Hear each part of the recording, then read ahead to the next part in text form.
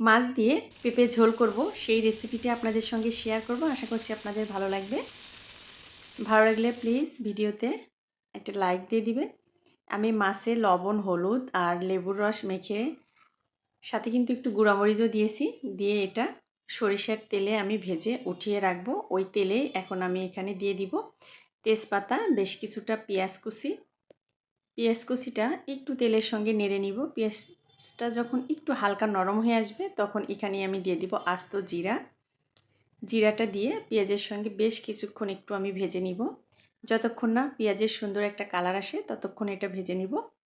আর এখানে আমি এখন দিয়ে দিব কাঁচামরিচ, আদা রসুন বাটা, হলুদের গুঁড়া, স্বাদ অনুযায়ী লবণ। আর এই কাঁচামরিচটা কিন্তু আমি তেলে ভেজে নিইনি, কাঁচা অবস্থায় এটা আমি শিলপাটায় বেটে নিয়েছি।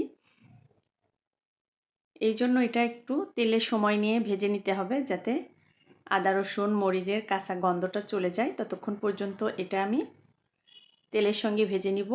আর এখানে দিয়ে দিব আমি গরম পানি। এই পানিটা দিয়ে মশলাটা একটু কষিয়ে নিব। আর যে মাছগুলো ভেজে উঠিয়ে রেখেছিলাম ওই মাছগুলো এখন এই মশলার ভিতরে দিয়ে একটু কষিয়ে নিব, তাহলে এই মাছগুলো খেতে কিন্তু খুব ভালো লাগবে।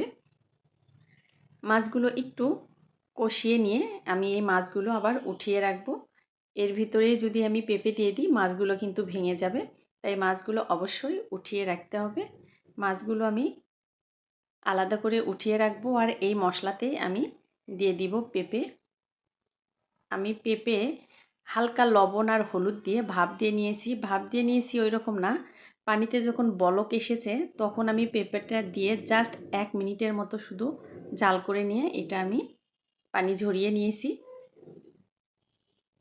পেঁপে আমি মশলার সঙ্গে খুব ভালো করে একটু ভেজে নিব, নিয়ে তারপরে এখানে পেঁপে সিদ্ধ হওয়ার জন্য দিয়ে দিব পরিমাণ মতো গরম পানি। এই পানিতেই পেঁপেটা খুব ভালো করে সিদ্ধ হয়ে যাবে। এখন আমি ঢাকনা দিয়ে ঢেকে বেশ কিছুক্ষণ একটু রান্না করে নিব। পেঁপে কিন্তু বেশি সিদ্ধ হলে আমার কাছে পার্সোনালি খেতে অতটা ভালো লাগে না। এটা সিদ্ধ হবে কিন্তু একদম নরম হবে না। এই রকম পেঁপের তরকারি খেতে আমার বেশি ভালো লাগে, তাই আমি ওই রকম করেই রান্নাটা করে নিব। আপনি আপনার পছন্দ মতো রান্নাটা করে নিতে পারেন। যখন সবজি থেকে তেলটা এরকম ছেড়ে দিবে তখন আমি এখানে ঝোলের জন্য পরিমাণ মতো পানি দিয়ে দিব। আর যে মাছগুলো আমি কষিয়ে উঠে রেখেছিলাম ওই মাছগুলো এখন ঝোলে বলক আসলে দিয়ে দিব। আমার রেসিপিগুলো যদি ভালো লাগে প্লিজ লাইক কমেন্ট শেয়ার করবেন। যারা এখন পর্যন্ত আমার ভিডিওতে লাইক দেন নাই, ভালো লাগলে অনুরোধ রইল একটা লাইক দিয়ে দিবেন। নামানোর আগে দিয়ে দিলাম এখানে জিরার গুঁড়া। এটা দিয়ে আমি আর 1 মিনিটের মতো রান্না করব। তারপর এটা আমি চুলাটা বন্ধ করে দমে রেখে দিব 2-3 মিনিটের মতো। তারপরে এটা একটা বাটিতে আমি উঠিয়ে নিব। এরকম পেঁপের পাতলা ঝোল গরম গরম ভাতের সঙ্গে খেতে খুব ভালো লাগে। অনেকেই পেঁপের তরকারি পছন্দ করেন না, এইভাবে একবার রান্না করে দেখতে পারেন, খেতে কিন্তু দুর্দান্ত হয়। আজ এ পর্যন্তই। সবাই ভালো থাকবেন, সুস্থ থাকবেন। আল্লাহ হাফেজ।